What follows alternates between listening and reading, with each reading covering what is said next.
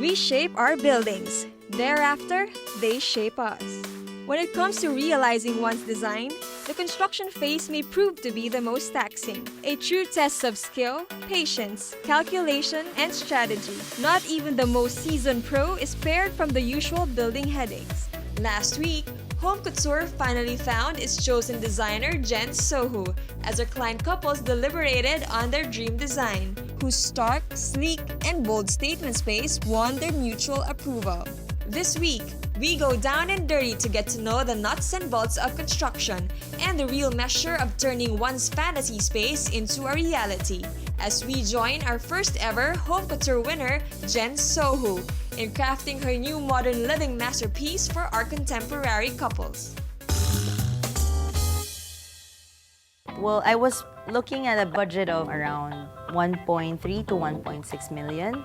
But eventually we worked it out. We went down to flat $1 million, which was, I would say, more than enough to make it look really nice. Of course, I considered what the clients were willing to work on in terms of the budget. When things start in a compromise, is it a sign of good or bad things to come? Maybe just flexible design. That's why Jen shows us that maintaining excellent communication lines between client and designer saves everyone the unwelcome surprises.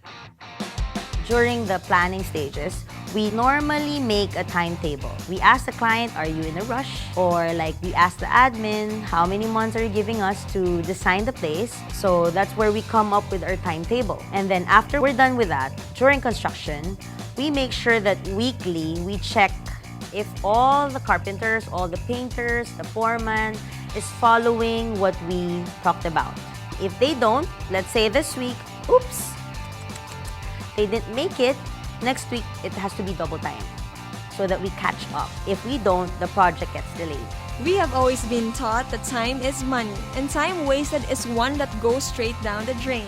Luckily for our client couples, nothing of that sort is looming in the horizon.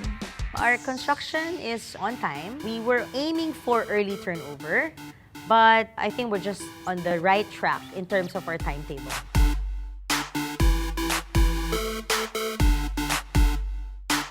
I'm expecting na yung paint ko is almost done. They're doing a little bit of touch-up. And my turtle back would be completely done with the carpentry. They're probably starting the finishing right now. And I think we're going to install the mirrors today.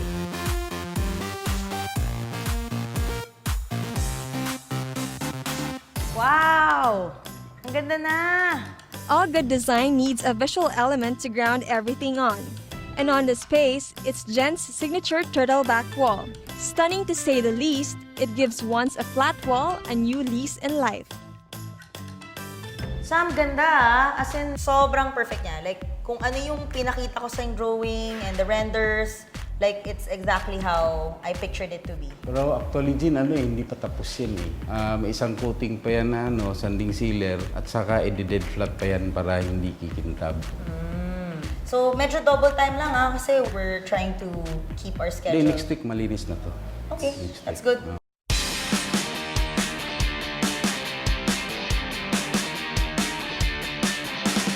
Initially, the design wasn't the same. The design was a plain colored mirror and the cuts were bigger. But when I spoke to the supplier, Pam of Perfect Pieces, she suggested that we should use her new item. Well, what I suggest is maybe we could use like a basic one, similar to your original design. But then if you want to try, we have like new bronze mirrors, something like this. So what we could do is we could put a small accent piece to it. So just imagine little bits of bronze all from the bottom and all the way up to the top.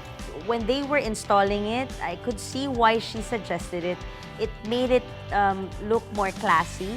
And then what we can do, I suggest, is if you want to add more depth to it, we could have bigger bevels on the Like side. maybe an inch. Yeah, like maybe an inch wide, so that So even with the it's like, small ones, you can make like... yeah, Okay. so that when they're up on the wall, they're kind of more eye-catching in that way. Sounds good. Okay, great. When channeling a little warmth in what could be a cold, dull space, a bit of woodwork can add that hint of sparkle and shine. Well, I used veneer. They call that veneer. And then what we do is we apply it on the wall and do a sanding sealer as treatment for the wood. That way, it's more cost efficient because you're not using a solid wood, which would cost you maybe triple the amount, but you get the sense of a real wood in it.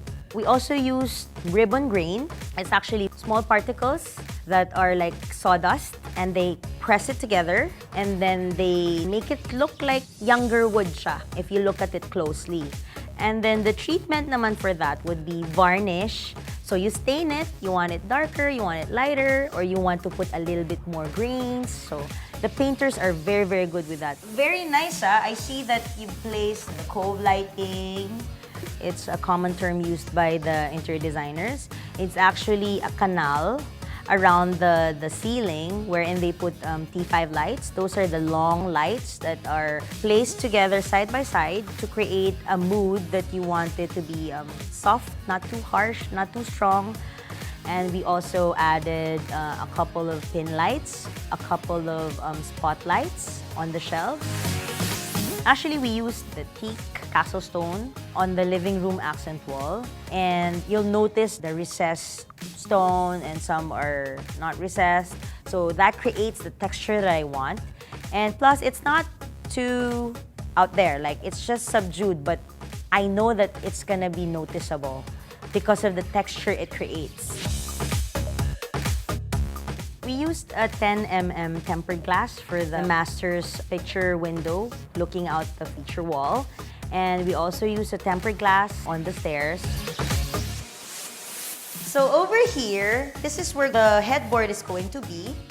And I remember the client saying that they wanted earth tone colors for the paint initially, with a splash of color. Actually, it was very confusing, but my team of designers thought that, hey, maybe we can place the earth tones on the general wall and give it a splash of color on the headboard. I think it's really nice because it so happened that the client's favorite color is red, and it's also my signature color.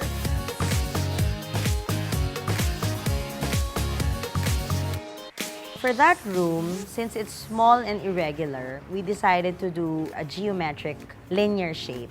It's more linear than geometric, but we played it around so that it would look horizontal and it would play with your eye to make it look bigger. It's quite a challenge for us because it's always hard to design a space that's irregular. But my design team thought about it and we decided to embrace the irregularity of the room.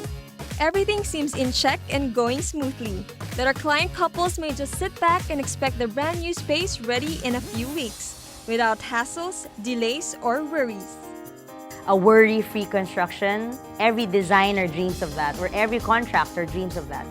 It almost never happens. There's always room for worry, but the good part about worrying is you're on top of the game. You'd want to create a system where it works for you, it works for the contractor, it works for the client, and it works for the painters, the carpenters. You create a system for them. That way, it lessens the worry that you have. So for you out there that's, you're going to design your place, expect that you're gonna be worried most of the time. You're gonna have headaches. But in the end, and justifies the means, it's all worth it. Once you finish it and you see the final outcome, you can just take a deep breath and just enjoy your space. Seeing her best laid plans being built right before her eyes, we get closer and closer to completion as Jen works double time on construction. Next week, it's time for some retail therapy as we shop for furniture and fixtures that are bound to make their way in our client couple's home. Let's discover how Jen finds her steals and deals that would ultimately add to our space's appeal.